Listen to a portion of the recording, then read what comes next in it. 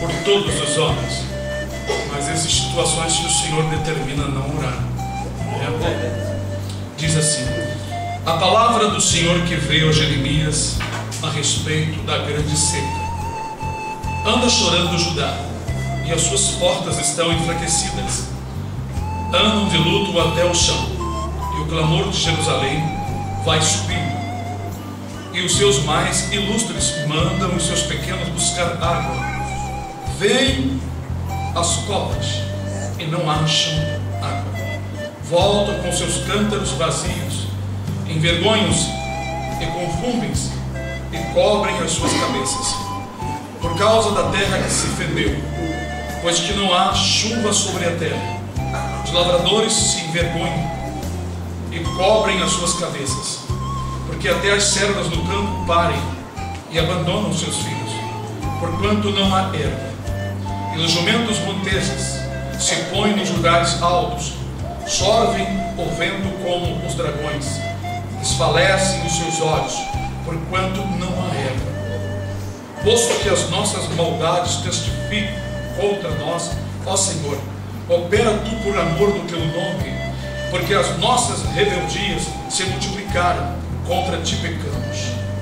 Ó esperança de Israel, e redentor seu no tempo da angústia, porque serias como um estrangeiro na terra, e como o viandante que se retira a passar a noite.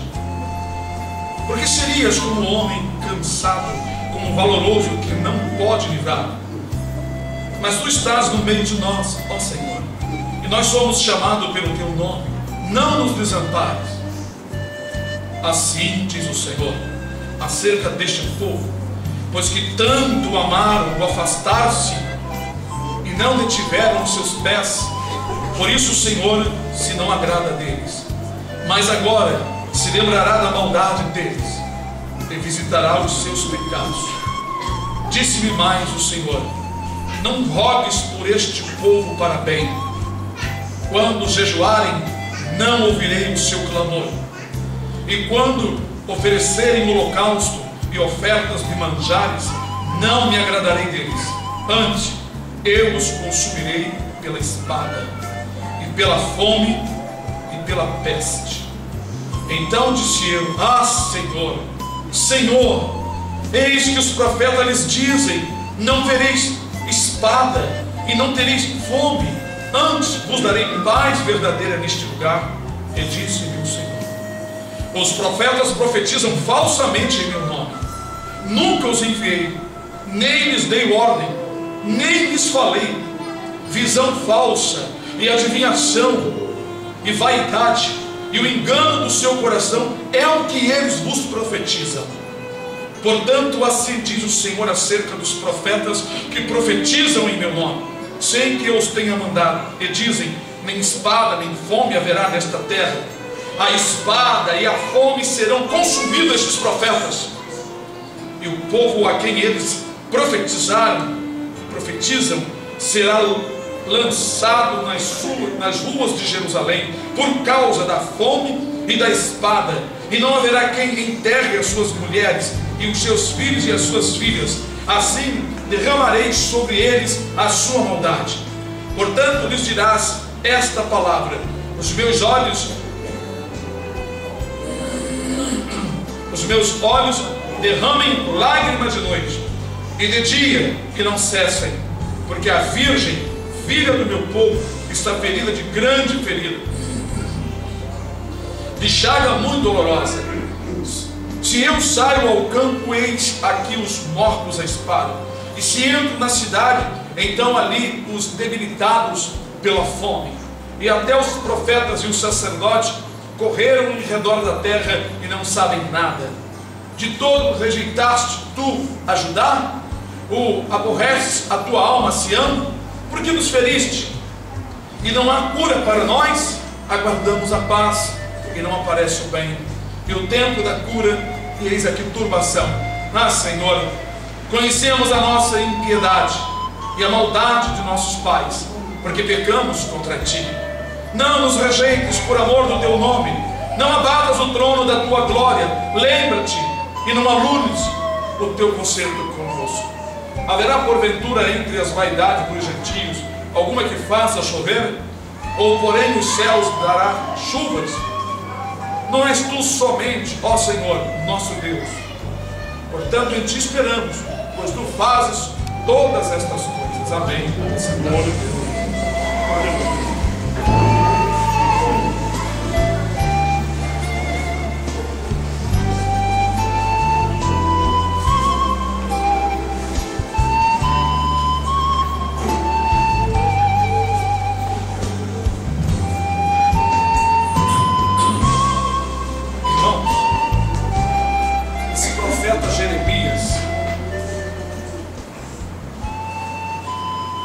Ele é um profeta que representa, nesses últimos dias, quem esteja ensinando a verdade e falando para o povo o que Deus há de trazer sobre a terra.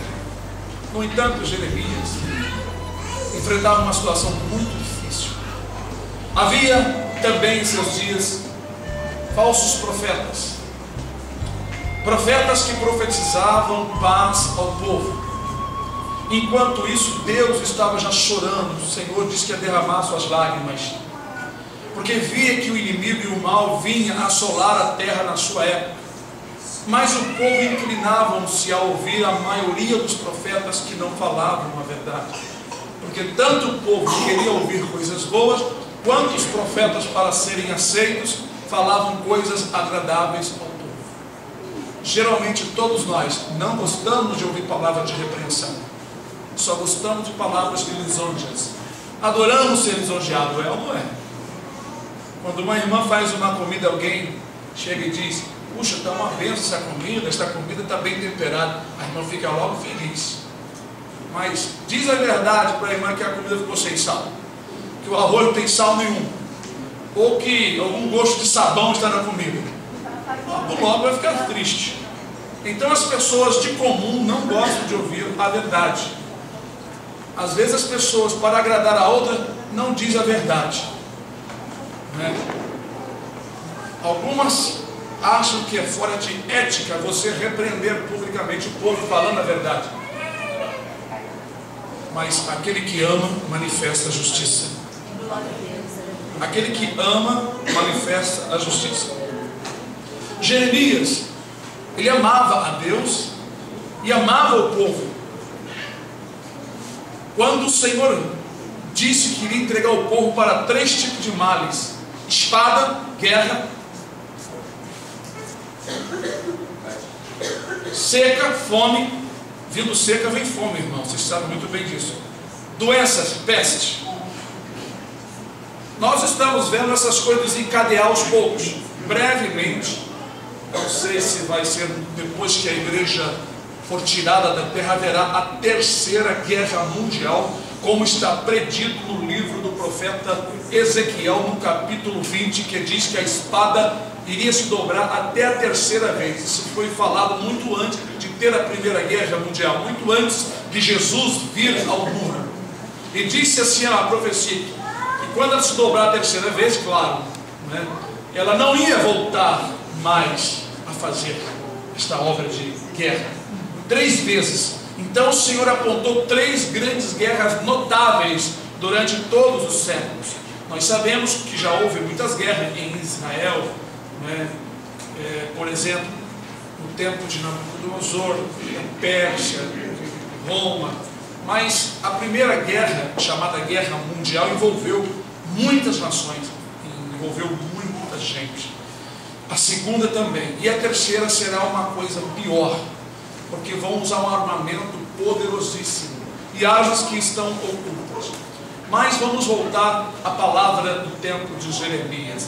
Jeremias sofria, porque as suas palavras não eram aceitas. É uma coisa muito ruim quando Deus te manda falar e dizer a verdade, e você sabe que tem um monte de gente profetizando contrário ao que você fala. E ainda você corre o risco de ser preso, maltratado, como aconteceu com Jeremias. Né? Jeremias apanhou, Jeremias ficou no seco, né, no tronco durante o dia, a noite ali amarrado, sem comer e sem beber, sem poder descansar, guerreando, o corpo amarrado em corrente. Jeremias foi colocado na prisão no ato da guarda.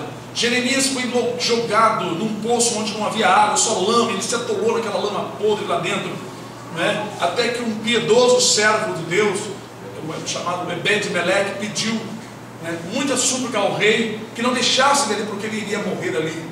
E o rei deu 30 homens e ele pegou roupas velhas, rotas, para colocar debaixo das covas do braço de Jeremias, e alçaram ele com uma corda. Então Jeremias passou isso tudo porque ele tinha que ficar ali pregando a verdade. Viu como sofre quem realmente Deus designa para pregar a verdade?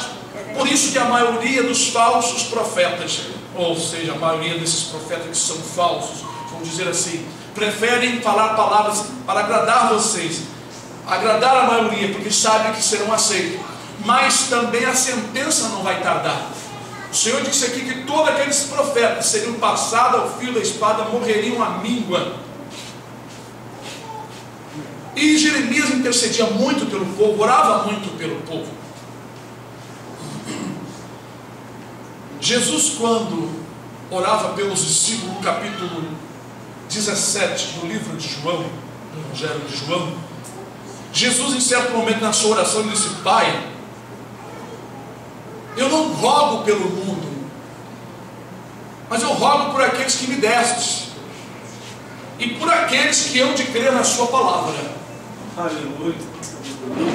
A oração foi dirigida a dois tipos de pessoas, ou povos, vamos dizer assim: aqueles que já estavam servindo ao Senhor, e aqueles que iam crer na palavra dos discípulos. Mas Jesus não rogou pelo mundo. É uma oração sábia. Eu posso orar assim: Senhor, aqueles que estão lá fora, que te pertencem, que hão de crer na tua palavra, Senhor, rogo por eles, tem misericórdia deles. Quem são? Não sei, mas orei por eles. Agora, Senhor, salva o mundo, Senhor. Não é uma oração sábia. Deus não quer salvar o mundo inteiro. Ele quer salvar os seus que estão no mundo. O mundo dos seus. Existe o mundo dos índios, o mundo dos americanos, o mundo do brasileiro. Existe o mundo da lua, que as pessoas andam por aí. Existe o mundo dos negócios. Existe o mundo da prostituição. Entender? A palavra mundo significa só espaço infinito, não só a terra, mas o mundo que envolve a própria pessoa. Então, existem esses três tipos de mundo: o mundo, o infinito, o mundo, a terra, e o mundo que é o sistema que a pessoa adota e vive. Então Deus amou este mundo, porque a Bíblia diz que Jesus veio salvar o que se havia perdido. Veio salvar o que se havia perdido, né? Mas o Senhor disse a Jeremias para não rogar, não interceder pelo povo, mas porque a ordem do juízo já estava decretada. A ordem do juízo estava decretada. E a mesma maldição que foi prescrito aqui e foi falado pelo Senhor na época do profeta Jeremias, também se repetirá para os últimos dias. Eu digo que esta história é uma história alegórica, é uma história comparativa, figurando os dias que nós estamos e o que está por vir. Sendo que durante esse período em que Jeremias anunciou a palavra, é o período chamado tempo favorável, tempo da graça. Graça é o favor divino. O que é graça? A minha graça te basta, disse o Senhor para o apóstolo Paulo. O meu favor, me ajuda, que eu já tenho te dado, é suficiente, né? Paulo, quando estava doente, pediu ao Senhor para curá-lo, e o Senhor disse que não iria curá-lo, porque aquela doença estava servindo para manter o apóstolo Paulo mais humilde aos pés do Senhor. Então, a graça de Deus tem sido derramada desde que o Senhor Jesus morreu e ressuscitou. Dali até agora, ainda estamos debaixo do tempo chamado tempo da graça. Jeremias, enquanto pregava, estava dando ao povo oportunidade, graça, condições para o povo se redimirem e voltarem para Deus, para o Senhor fazer escapar da aflição que ele estava trazendo sobre Jerusalém, não é? Aqueles que fossem, na verdade, mais humildes e que dessem ouvido a sua voz. Porém, o povo engrossou-se no seu coração. Amavam mais afastar-se de Deus, como está escrito aqui, que esse povo ama afastar-se do Senhor. Porque, irmãos, As pessoas têm na sua mente que ser um devoto a Deus é só ir a uma religião, um culto, fazer um pontinho ali de sua presença e pronto. E a sua fé em Deus, eu acredito em Deus, Ele está aqui comigo. Mas Tiago diz que os demônios também creem e estremecem. E ele diz que a fé sem obra é morta. E Jesus disse em João 15: eu sou a videira verdadeira, meu Pai é o lavrador. Toda vara que está em mim dá fruto, meu Pai limpa ela. Claro, você vai ser limpado. Ele vai te corrigir, vai te limpar, para você dar mais fruto, disse ele. Mas toda vara que está em mim não produz, não dá fruto, será cortada e lançada fora. Então essa ideia de acreditar em Deus, acreditar em Jesus, acreditar no céu, e achar que só por isso Deus te tem como uma pessoa que o respeita, isso não é aceito diante do Senhor. Você tem que provar pelas suas atitudes que você é diferente, que você nasceu de novo, que a sua vida agora é diferente da que você tinha antigamente. Você agora tem interesse em cuidar das coisas de Deus, tem interesse de ajudar os irmãos, tem interesse de colaborar, de cooperar, de ajudar em todos os aspectos, a oração, o conselho, aprender, né? E assim nós cumprimos a lei de Cristo. Porque assim como Deus fez nosso corpo, e o nosso corpo tem muitos membros, e os membros têm igual cuidado um do outro, não é assim? Quando você corta um dedo, todo o corpo converge para aquela mão que está ferida, e até, não é? O corpo todo converge para ali, o rosto fica franzido, os olhos, né, mexem, o coração treme, o corpo se endurece. Cortei meu dedo. Tem gente que aperta para arrancar o dedo de forma que está apertando por causa da dor, né? É o cuidado. Isso é igreja, e isso é ser membro do corpo de Cristo. Uma irmã esses dias escreveu para mim, que tem 3 meses, que veio dos Estados Unidos, e ela não está congregando em lugar nenhum devido às igrejas estarem muito fora da palavra. Mas eu aconselhei que ela, sendo membro do corpo de Cristo, deve amar os irmãos, porque sempre nós encontraremos irmãos bons no meio de alguns que não são tão bons.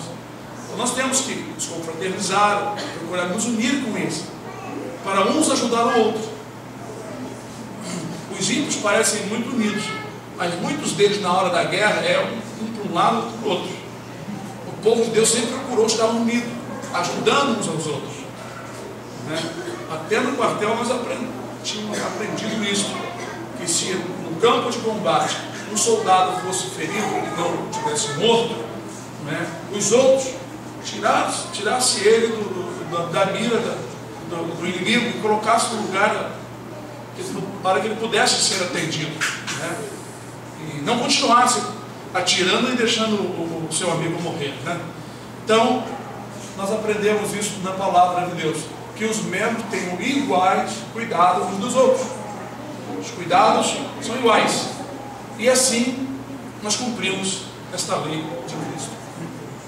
No tempo de Jeremias havia um espírito terrível de egocentrismo, né? Cada um buscando o que era seu, não usavam de piedade com as pessoas. E a coisa estava se agravando. Mas a questão é que Deus não queria trazer juízo para arrasar a cidade como aconteceu. Só que o pecado gera a morte.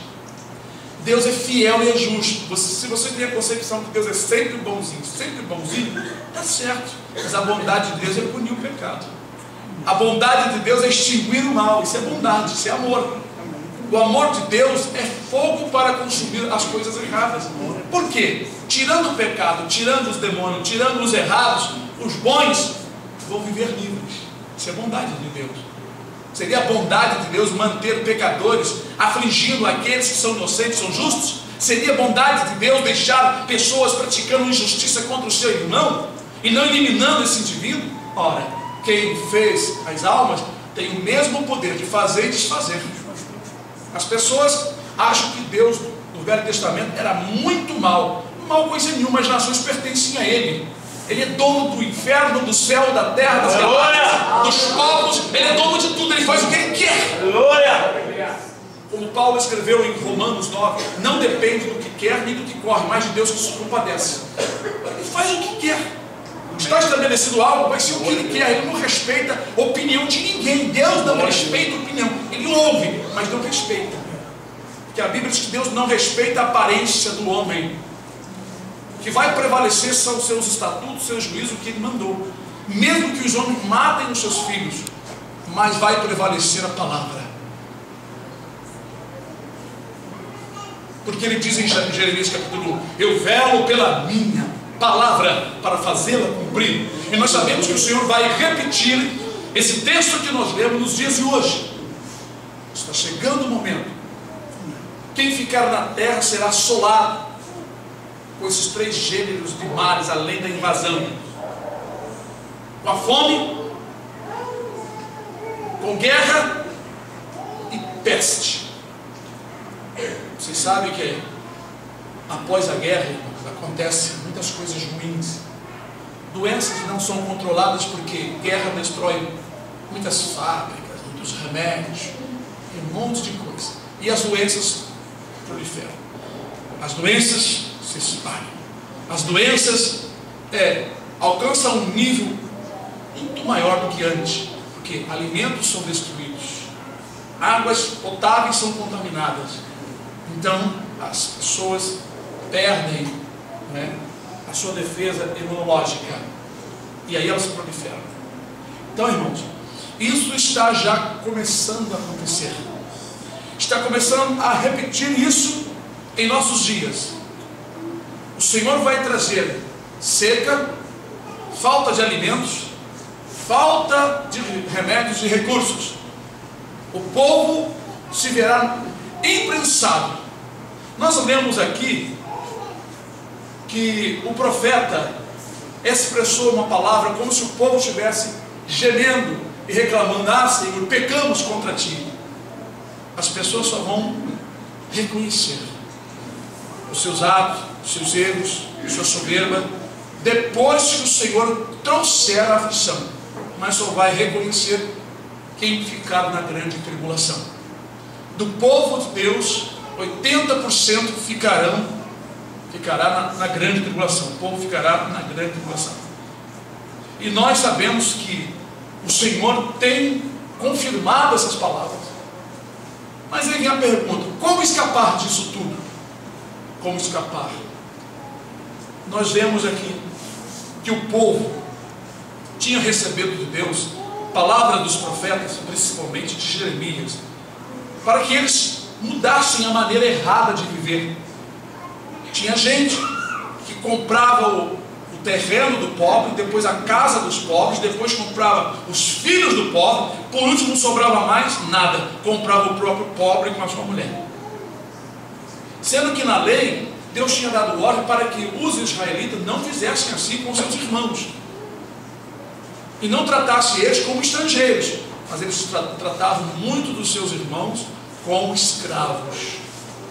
Também dentro do templo de Jerusalém, escondido, estavam imagens de idolatria, pintado nas paredes.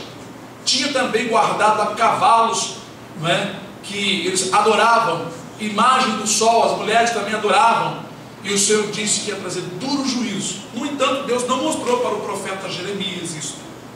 Deus mostrou para Ezequiel, enquanto Jeremias estava em Jerusalém. Ezequiel, que já estava em Babilônia, lá em Babilônia, Deus mostrou uma visão a Ezequiel, levando ele para dentro do templo, mostrando tudo que estava escondido, guardado aqui. Os sacerdotes e os príncipes, guardando, estavam pecando contra Deus, pecando no oculto. Sabe o pecado do oculto? É aquele que ninguém vê você sentir e pensar dentro do seu coração.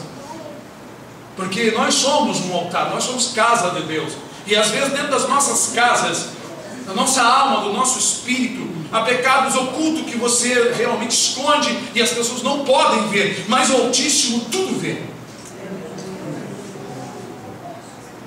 O Senhor fala pelo profeta Jeremias em outro texto: esconder-se-ia alguém de maneira que eu não veja? Sou eu Deus apenas de perto, também não de longe?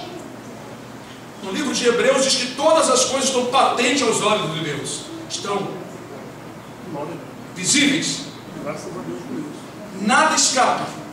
Os céus têm um controle, vou falar assim para vocês entenderem, tem uma sala de comando, de controle, que controla esse mundo e mais milhares vezes, se Deus quisesse. O poderio, o potencial de Deus é tão grande que vocês não imaginam que até os pensamentos de vocês são ouvidos como palavras.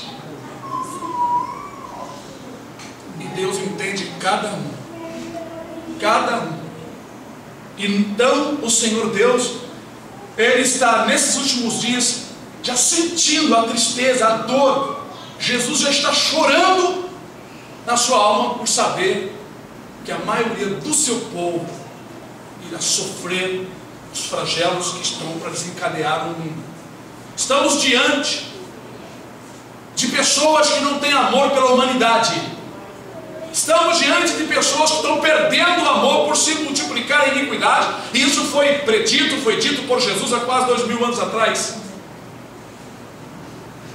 Ele disse: por se multiplicar a iniquidade, o amor de muito esfriará. Iniquidade é injustiça, é o contrário de equidade, é injustiça praticada. Nós estamos vivendo uma época da maior injustiça praticada na terra. Os homens querem leis para tornar um pecado, aleluia, como uma coisa boa e certa. Veja o tempo da iniquidade fervendo e crescendo na terra. Eles introduzem gente que já aceita o que eles querem dentro da política, e lá dentro essas pessoas crescem, investem dinheiro nessas pessoas, e essas pessoas conseguem um grupo para apoiar uma lei a favor do pecado. E quem colocar no caminho deles, eles querem ir, rechaçar, eles querem prender, maltratar, assim como fizeram com Jeremias e fizeram com os profetas. Se sentem donos da terra, se sentem donos dos pedaços de terra, mas eles não poderão controlar o que Deus está fazendo entre as placas que estão debaixo da terra. Aleluia! Eles não poderão controlar a seca e a fome e a praga que Deus está glória! Aleluia, Senhor. O nosso Deus é amoroso, Ele é bondoso, misericordioso, mas Ele é um fogo consumidor, Ele é fiel. Ele não pode deixar o pecado crescer, Ele é fiel. Um homem justo, ele não vai deixar que no seu lar um dos seus filhos pratique injustiça, contaminando outros filhos que ele tem. Então, trazer a disciplina não significa que a pessoa é má. Pelo contrário, está escrito no livro de Provérbios: fiéis são as feridas feitas por aquele que ama. Em Hebreus capítulo 12 diz que a qualquer que Deus recebe por filho, Ele castiga e açoita para o bem da pessoa, porque há coisas na sua vida que você só vai deixar quando a aflição te vier sobre ti. Enquanto eu estou pregando aqui, você não abandona. Enquanto você vê os cultos, você ouve as mesmas coisas e não deixa. Então não tem outro meio. Aflição. Aí depois você pede oração: pastor, ora comigo, eu tenho uma aflição. Aí eu tenho que obedecer isso aqui. Nem tudo eu posso pedir a Deus para te livrar. Não posso interceder: Senhor, livra meu filho. Como já houve o caso de uma mãe pedir pelo filho, para Deus corrigir o filho, para o bem do filho. Deus corrigiu, a mãe entrou em desespero, começou a orar para Deus livrar o filho da aflição. Aí o Senhor falou: tu me pede para eu corrigir, eu estou querendo dar o bem para ele, agora tu quer tirar a minha correção?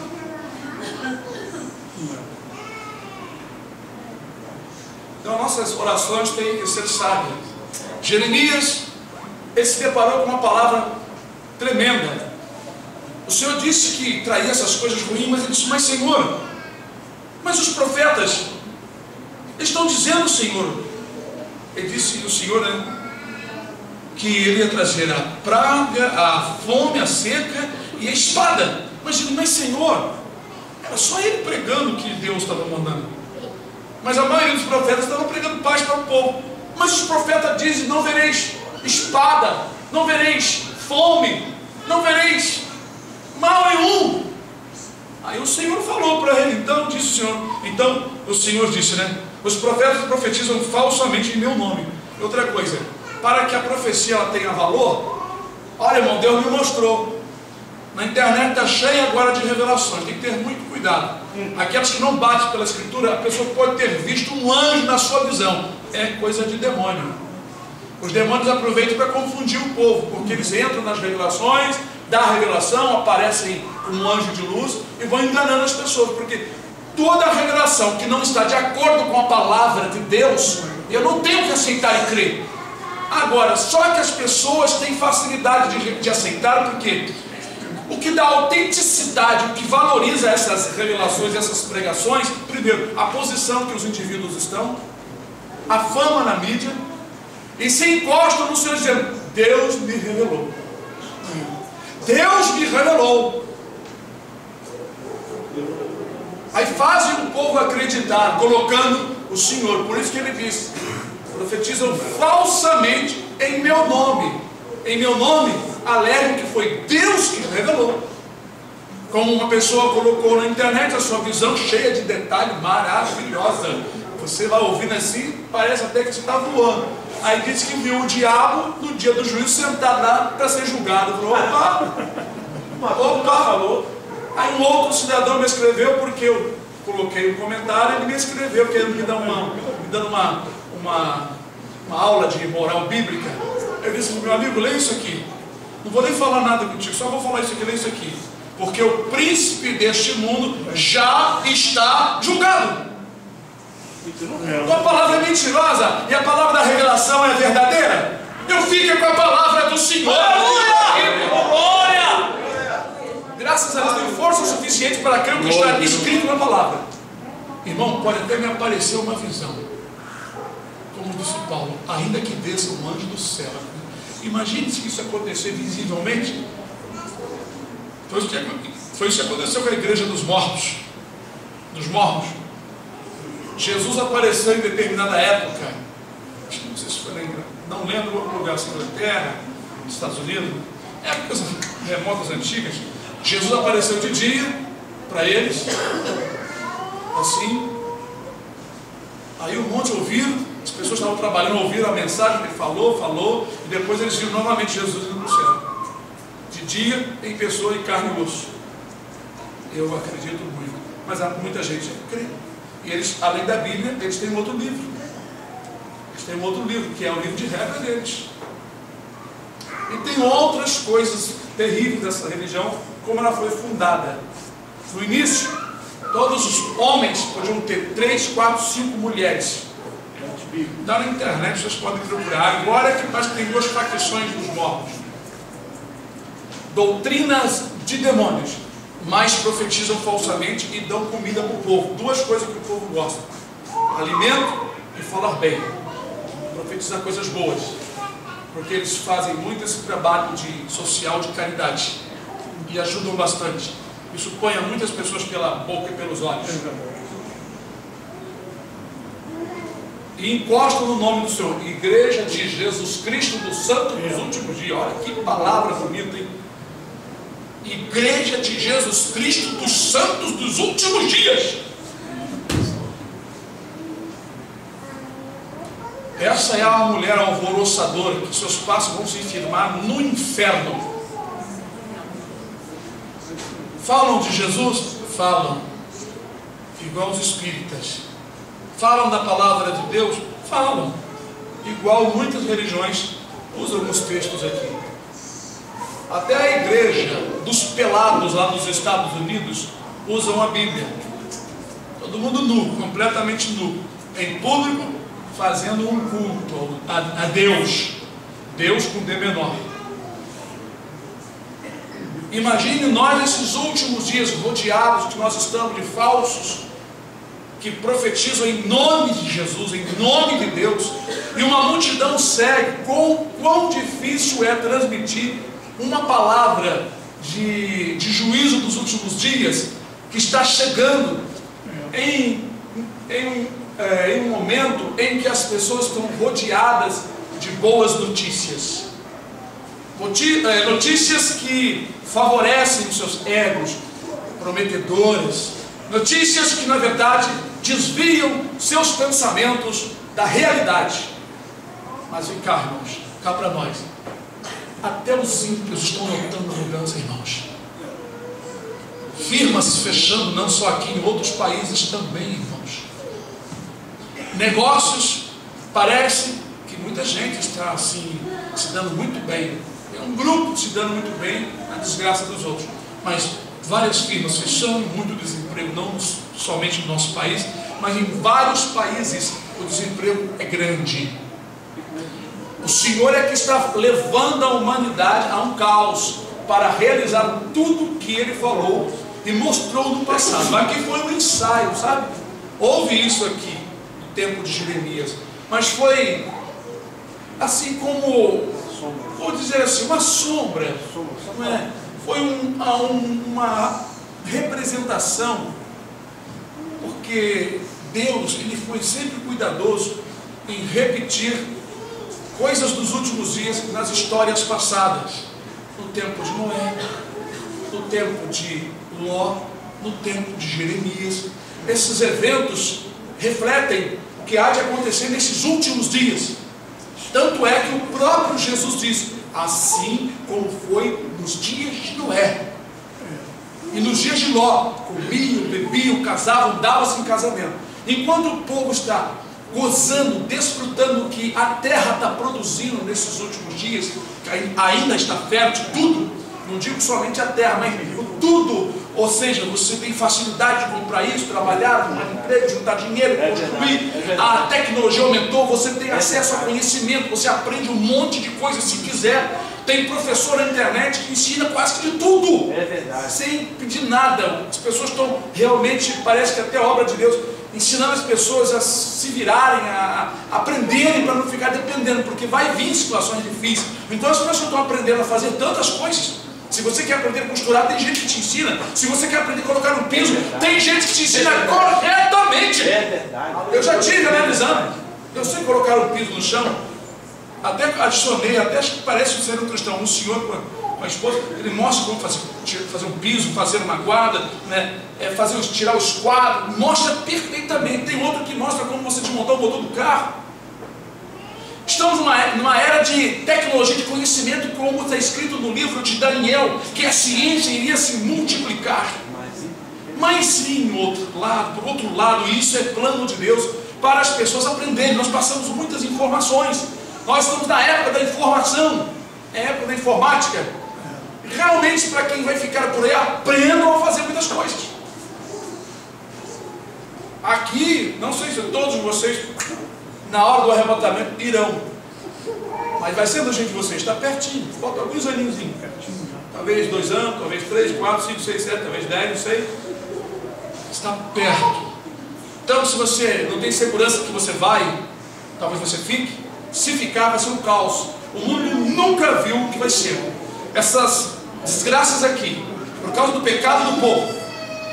Porque o povo amava afastar-se. Porque, veja bem, quando você se afasta de Deus, você fica livre para fazer o que você quer. Ou seja, livre de certa forma. Você fica livre das doutrinas, dos ensinos, da lei, do conhecimento. Você fica aéreo no mundo da lua, no mundo da ilusão. Mas quando você está em Jesus, você, é claro, você tem que se doutrinar, você tem que se qualificar, você tem que podar, deixar Deus podar os seus galhos que não produzem nada na sua vida. Aquelas coisas que te atrapalham, você vai ter que ir abandonando. Porque para ser um cidadão celestial, você não pode ser um americano, nem um brasileiro, nem um japonês. Você tem que ser um cidadão celestial, ou seja, você terá que nascer de novo, morrer as coisas velhas. Você ter uma concepção diferente, uma concepção dos céus e não da terra. Aleluia. Glória a Deus.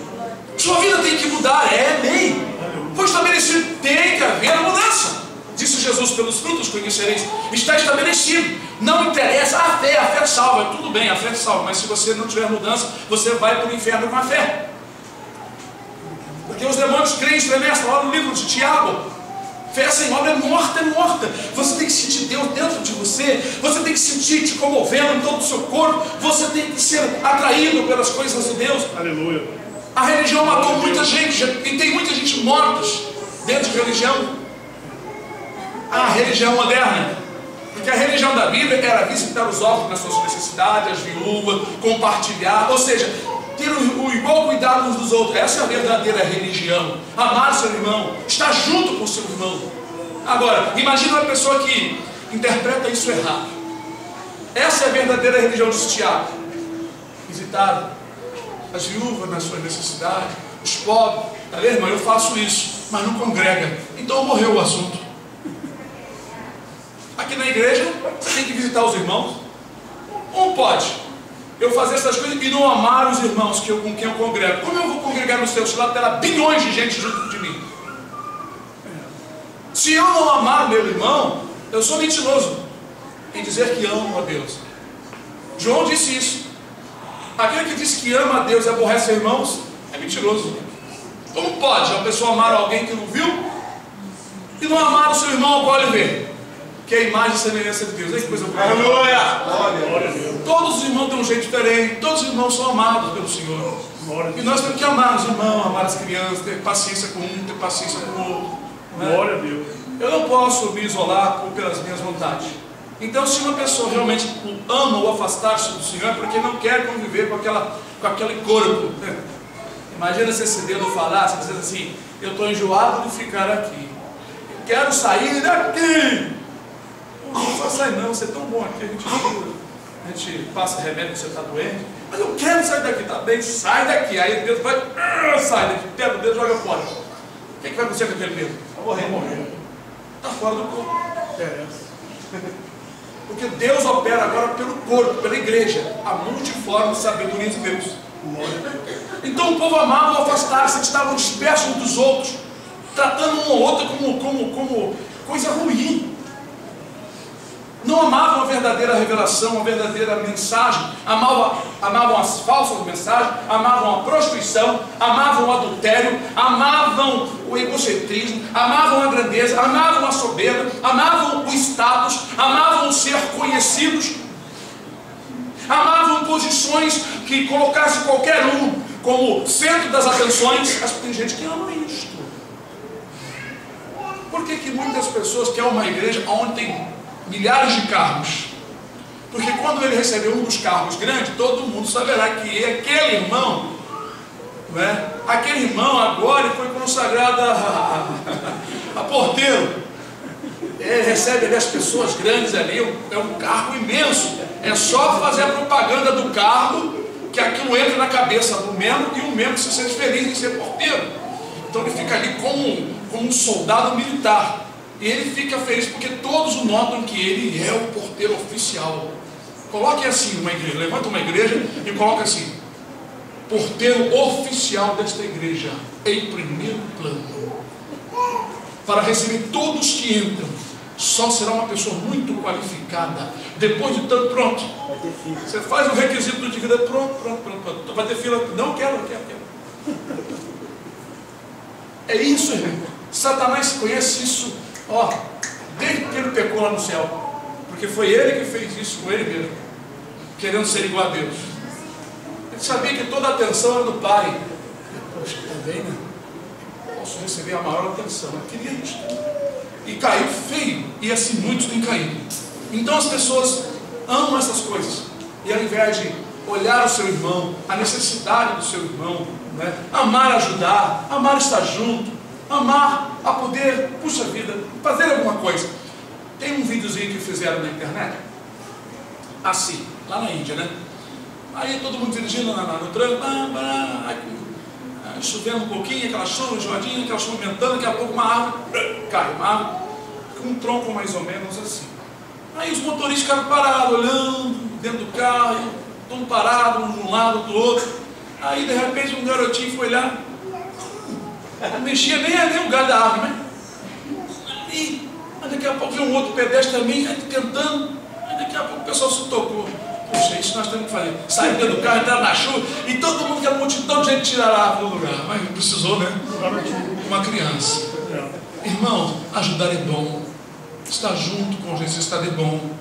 Sabe? É isso que faltou na época do povo. Deus é um pai, não é isso? A vontade de Deus é juntar os seus filhos. Quem não tem esse sentimento, irmão, como pode amar a Deus? Se nem ama os seus irmãos, Deus é amor, Ele ama o ajuntar. Ele quer juntar os filhos obedientes a Ele.